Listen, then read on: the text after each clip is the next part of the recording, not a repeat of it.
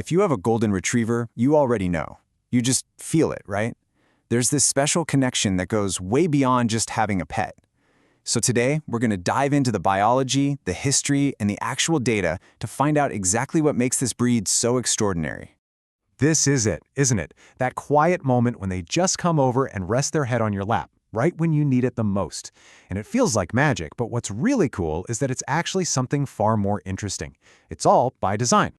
See, what makes a golden retriever so special isn't just a friendly personality.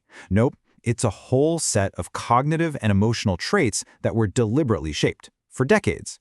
And that story, it all starts way back in the mountains of Scotland. To really understand your golden, we have to rewind the clock all the way back to the 1800s. We're in the Scottish Highlands, and there's this guy, Lord Tweedmouth. Now, he had a very specific goal: to create the perfect retrieving dog for that tough, wet terrain. But he wasn't just breeding for skill. He was breeding for a particular kind of mind. And this right here, this is the core idea. The one single choice that basically explains everything else we're about to talk about. See, while most breeders were trying to make dogs that could work all by themselves, Lord Tweedmouth, he wanted a partner. I mean, think about other working dogs, right? Like herding dogs or terriers. They were bred to think for themselves, to be independent. But Goldens? They were intentionally wired completely differently. Their main drive wasn't chasing prey or guarding territory. It was connection. And focusing on just that one thing, well, it created a dog like no other. Okay, so how does that big idea, partnership over independence, actually play out in the dog that's probably snoozing at your feet right now? Well, it created this amazing combination of traits, and a lot of them are actually backed up by science today. So, let's break down 6 of the most incredible ones.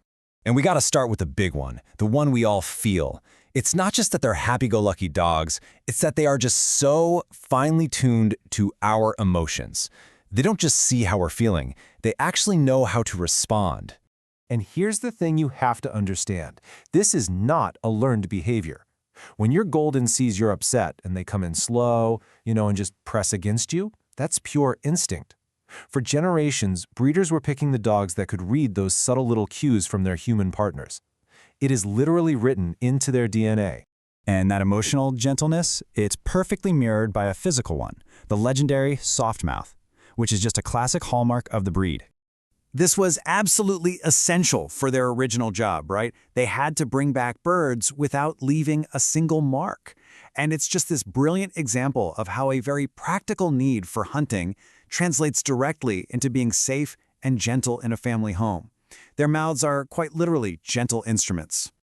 All right, now for a trait that, let's be honest, some new owners might find a little challenging at first. But trust me, it's one of their greatest gifts, their incredibly long puppy phase. So while most dog breeds kind of settle into adulthood by about 1.5 years, your golden, they might keep that goofy, playful puppy energy for up to 4 years.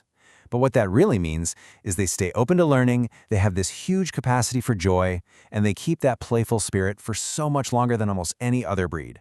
Okay, let's be real. We all think our dogs are geniuses, don't we? But with Goldens, the data actually backs it up. But it's the kind of intelligence they have that's the really remarkable part. So, in this huge, famous study by Stanley Coren, Golden Retrievers ranked fourth out of 138 breeds for intelligence. I mean, that is incredibly impressive. We're talking learning a new command in less than 5 tries. But even that amazing number doesn't tell the whole story. And this is it. This is the key. Their real genius isn't just intelligence, it's cooperative intelligence. A border collie might go solve a puzzle on its own, but a golden will try to solve it with you, as a team. They're constantly checking in, looking for clues from you, adjusting what they're doing. And that, right there, is exactly why they are such phenomenal service and therapy animals. Okay, this is a huge one, especially for families. Golden Retrievers are consistently ranked as one of the best, most patient breeds with children. And again, you're seeing a pattern here. This is not an accident. It's not just good training. It comes directly from their history. I mean, just picture their original job, right? A chaotic hunt, you've got loud noises, people yelling, unpredictable stuff happening everywhere. They were specifically bred to stay calm and focused in the middle of all that chaos. And that exact same composure, that's what allows them to be so unbelievably patient with the, let's say, unpredictable nature of a child. And last but not least, we have a trait that, yeah, makes some pretty terrible guard dogs, but it makes them amazing ambassadors for all dogs. You know, unlike most breeds that are super loyal to their family and maybe a little suspicious of outsiders, Goldens just seem to spread that warmth to pretty much everyone they meet. And that's because they were bred to work with lots of different hunters, not just one person. In a way, their pack is all of us. So look, understanding all these incredible traits isn't just for fun facts. It actually gives us a responsibility. Knowing all this helps us provide the specific kind of care that this really sensitive and special breed needs to live their best life. And we have to start with something really serious. Research is showing that over 60%, that's more than half, of golden retrievers will develop some form of cancer. That rate is higher than almost any other breed. Now that's a tough number to hear, but being aware of it is the absolute first step to being proactive. So, what can you actually do? Well, first, those annual vet exams, they're totally non-negotiable. Second, any new lump or bump you find gets checked out immediately, no waiting.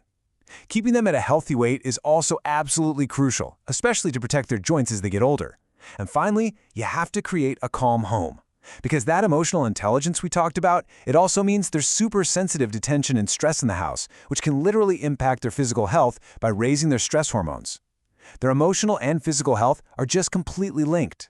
You know, when you put all these traits together, that emotional intelligence, the gentleness, that cooperative spirit, you get more than just an amazing family dog. You get a dog that has become one of the greatest gifts to humanity, especially when it comes to therapy and support. And there's no better example of this than at ground zero after the 9/11 attacks. Therapy dogs, a lot of them golden retrievers, were brought in to comfort the rescue workers, and what their handlers said was just incredible. They said these hardened firefighters and police officers, guys who wouldn't talk to a human counselor, they would just sit in silence for hours, just holding and crying with the dogs. They were just doing what they were bred to do, connect. Look, you came here already knowing your dog was special. Now you know why. It's the result of over 100 years of human intention, all focused on one single goal, creating a dog that chooses connection above everything else. So the real question isn't what makes them so special for you, it's how can you be special for them?